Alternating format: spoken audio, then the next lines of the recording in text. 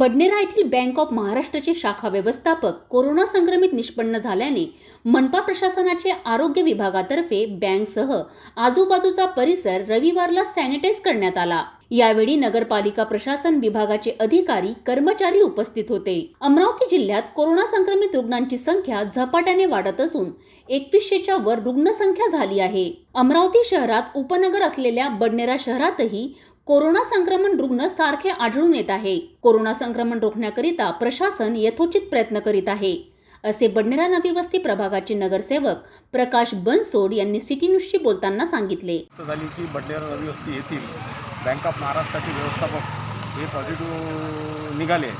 त्यामुळे ही बडनेरातली सर्वात मोठी बँक आहे आणि दैनंदिन लोकांचा ग्रामीण भागात इथे ये जा असते। मोठ्या प्रमाणात लोक नागरिक या ठिकाणी येतात, म्हणून त्याची दखल म्हणून आम्ही तात्काळ सॅनिटायझर मशीन या ठिकाणी बोलवली आणि पूर्ण बँक सॅनिटाईज करून घेतली। तसेच बँकेप्रमाणे बडनेरा शहरातील इतर जे आज पॉझिटिव्ह आले पवननगर, सिद्धी कॅम्प, मिलचाड या भागातसुद्धा जाऊन आम्ही तो परिसर सॅनिटाईज करून घेतलेला आहे। आणि आम्ही लोकांना आवाहन करतो की आपण मास्क बांधा आणि सुरक्षित अंतर ठेवा, या निमित्ताने आम्ही सगळ्यांना विनंती करतो। प्रकाश भाऊ, सातत्याने कोरोनाची वाढ होत आहे, साखळी तुटत नाही, मात्र आपले प्रयत्न सुरू आहेत तरीसुद्धा आपणाला यश येत आहे। तर याच्या व्यतिरिक्त आपण काय करावं, असं प्रशासनाने काय करावं असं आपल्याला वाटतं? प्रशासनाचं काम करतच आहे निश्चित स्वरूपात, पण लोकांनी सुद्धा काळजी घेणं गरजेचं आहे। फिजिकल डिस्टन्स ठेवणे, मास्क बांधणे आणि आवश्यक असेल तरच बाहेर जाणे हा फार महत्त्वाचा विषय आहे आणि त्या दृष्टिकोनातून लोकांना हे टप्पे पाळले पाहिजे असं आम्हाला वाटतं। आढळून आले आहे की आता बडनेरा येथे सुद्धा कोरोना रुग्णाची वाढ सातत्याने होताना दिसत आहे। त्या अनुषंगाने येथील बँक ऑफ महाराष्ट्राचे व्यवस्थापक पॉझिटिव्ह आढळून आले आहेत। त्यानिमित्त येथील नगरपालिका प्रशासन आणि येथील नगरसेवक प्रकाश बनसोड यांनी आपल्या मुलाखतीत सांगितले की प्रशासन व्यवस्थित काम करीत आहे, मात्र नागरिकांनी सुद्धा मास्क लावून सोशल डिस्टन्सिंग ठेवून सहकार्य करावं अशी अपेक्षा त्यांनी व्यक्त केली आहे। बडनेरावरून मच्छिंद्र भाटकर, सिटी न्यूज, अमरावती।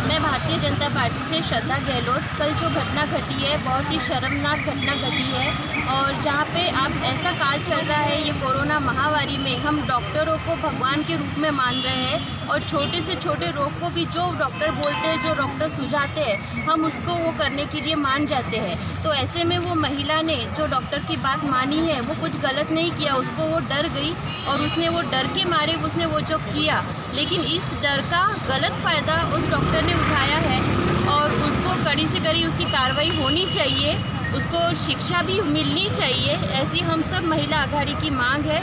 और यहाँ पे ये सरकार का भी हम विरोध करते हैं और न्याय उस महिला को मिलना चाहिए। महिला मोर्चाच्या वतीने आम्ही जे काल बडनेरामध्ये जी घटना घडली आहे त्या गोष्टीचा आम्ही निषेध करत आहोत। खरोखर आज तरुण मुलगी आपल्या अमरावतीमध्ये सेफ आहे का? आज महाराष्ट्रामध्ये अशा कितीतरी घटना घडत आहे आणि आपलं अमरावती त्यामध्ये 1 नंबरवर आहे।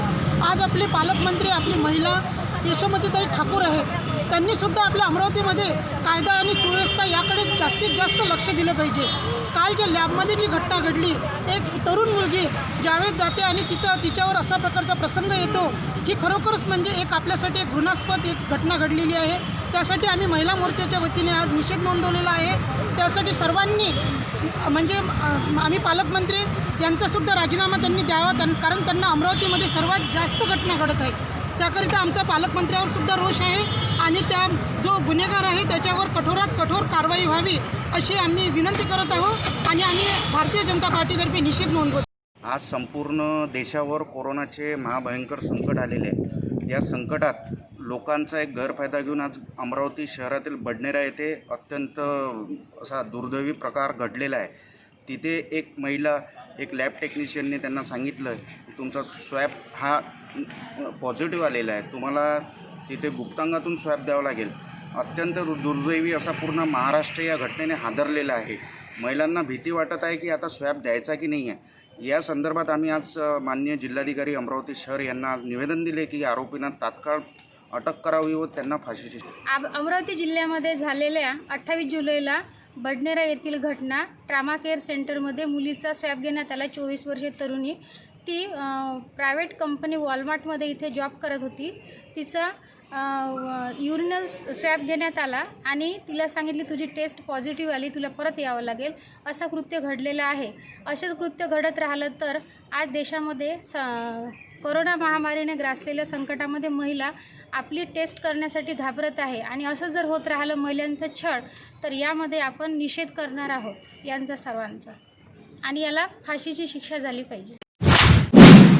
सध्या कर्जमाफी झाल्यामुळे नवीन कर्ज घेण्यासाठी लागणाऱ्या कागदपत्रांची जुळवाजुळव करण्यासाठी शेतकऱ्यांची धावपळ सुरू आहे. परंतु गावात एसटी बस येत नसल्यामुळे अमरावती जिल्ह्यातील चांदूर रेल्वे तालुक्यातील खरबी येथील 62 वर्षीय वृद्धाने 25 किलोमीटर अंतर सायकलने कापत तहसील कार्यालयात पोहोचवले होते व काम करून परत सायकलने 25 किलोमीटर अंतर पार करत गावाला पोहोचले.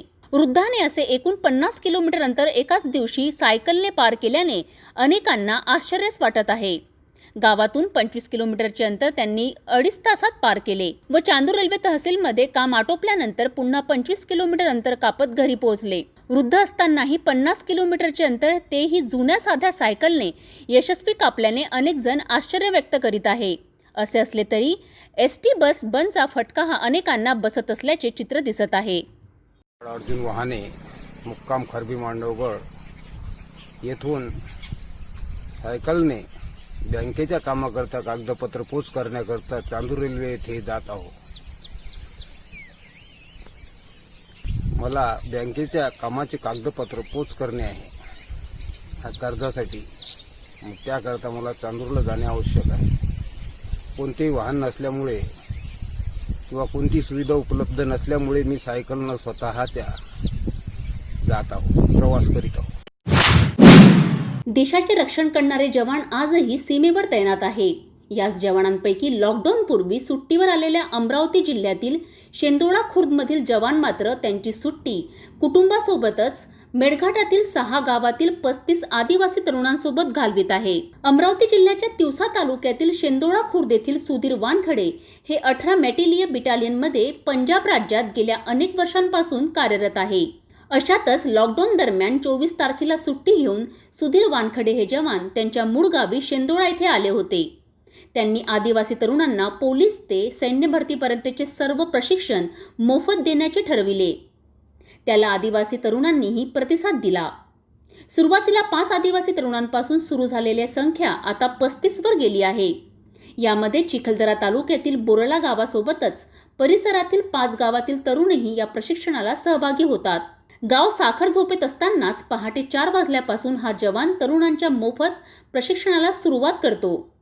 जवळपास सकाळी 6:30 वाजेपर्यंत व सायंकाळी 2 तास या तरुणांना कसरतीचे प्रशिक्षण हा जवान देत आहे.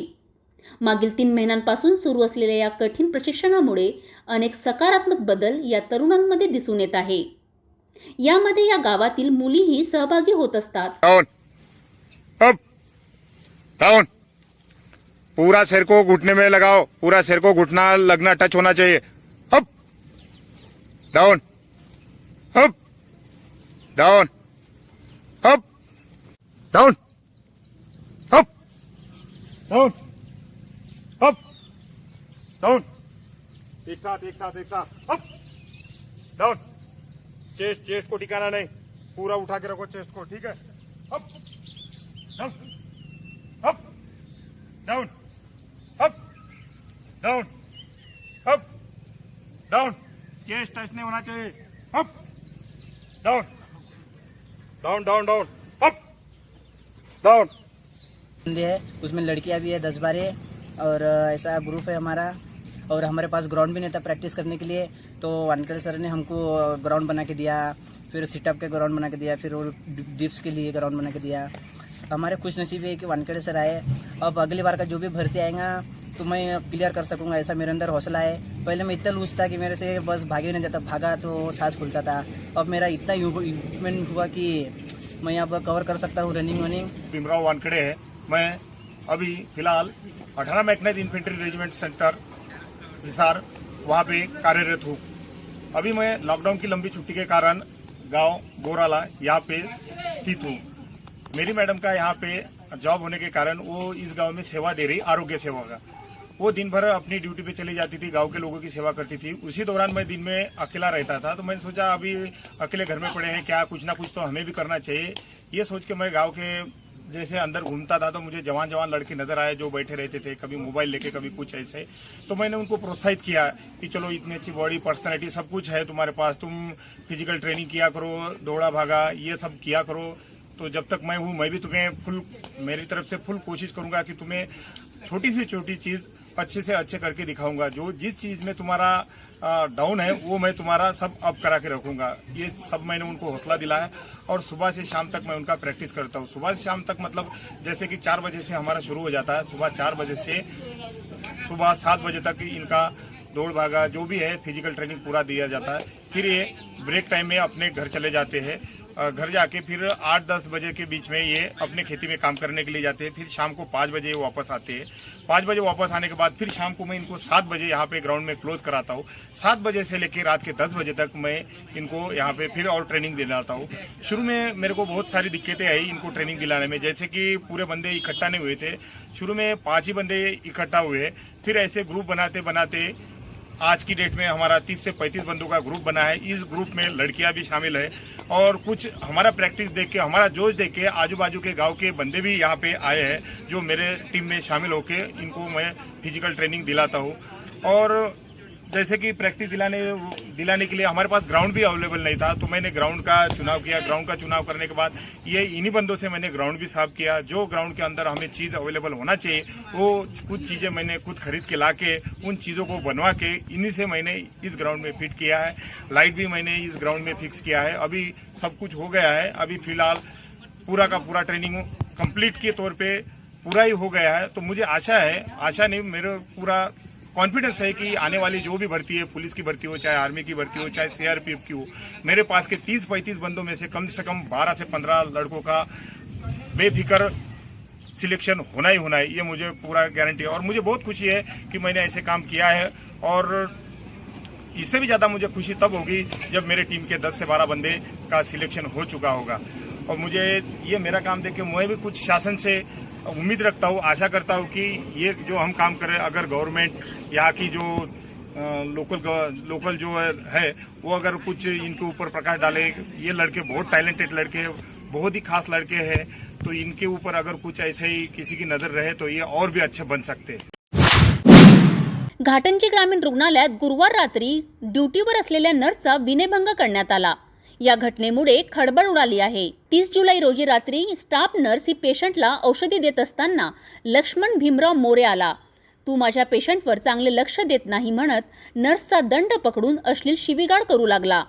यात मध्यस्थी करण्यासाठी आलेले डॉक्टर राजेंद्र बनसोड यांना सुद्धा शिवीगाळ करून या प्रकरणाची पोलिसात तक्रार जर केली तर तुम्हाला पाहून घेईन अशी धमकी देण्यात आली। या प्रकरणी पोलीस ठाण्यात तक्रार दिली असता आरोपीस गजाआड करून पुढील तपास घाटंजी पोलीस करीत आहेत।